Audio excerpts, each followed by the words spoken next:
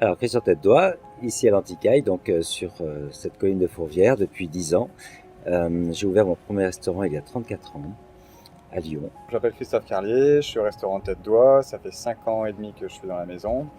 Dans cette maison, il y a 3 restaurants, le bistrot en bas, le restaurant gastronomique et à l'étage, le rooftop.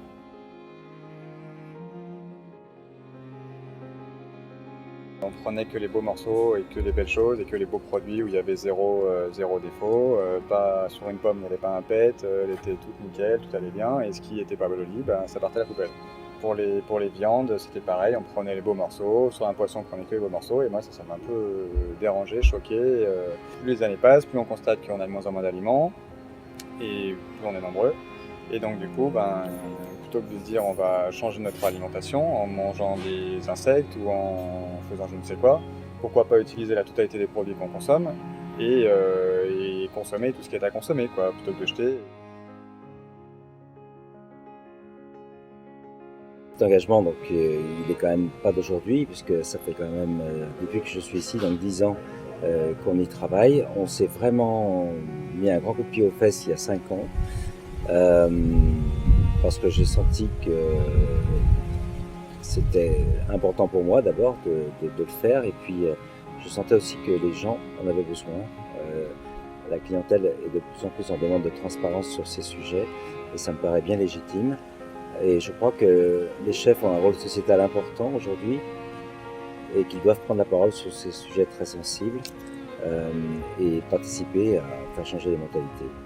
Les gens veulent vivre une expérience client de plus en plus pertinente, et donc ils posent plein de questions justement sur les sourcils, sur les démarches qu'on entreprend.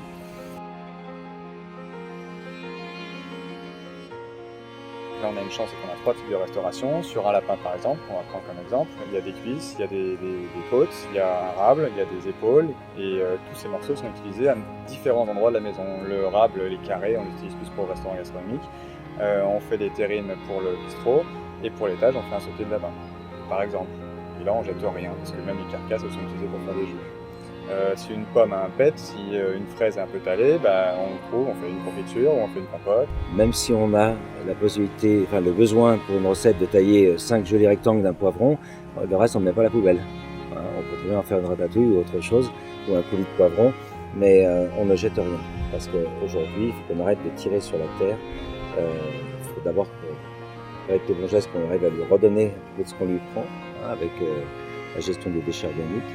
Pour les cartons, on peut réutiliser un carton, on peut réutiliser une cagette, on est agronome maraîcher, ça évite qu'eux dépensent de l'argent aussi en vain pour essayer de avoir de quoi transporter leurs produits. Tout peut être réutilisé à mon sens, tout.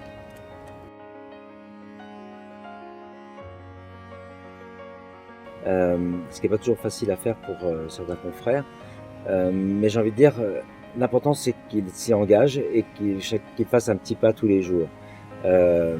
Moi je vais être honnête, j'ai mis 10 ans. Pendant les 5 premières années, j'ai tatillonné, et il y a 5 ans, je me suis vraiment mis dedans à fond. Ça prend du temps, ça coûte de l'argent. C'est vrai que tout le retraitement des déchets et tout l'engagement qu'on fait, j'ai estimé à peu près à 40 000 € de coût pour l'entreprise par an.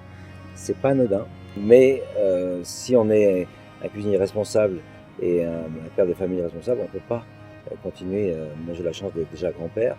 Je pense souvent à ma petite fille et je me dis, je vais pouvoir me regarder dans une glace et dire, je ne vais pas te laisser une poubelle.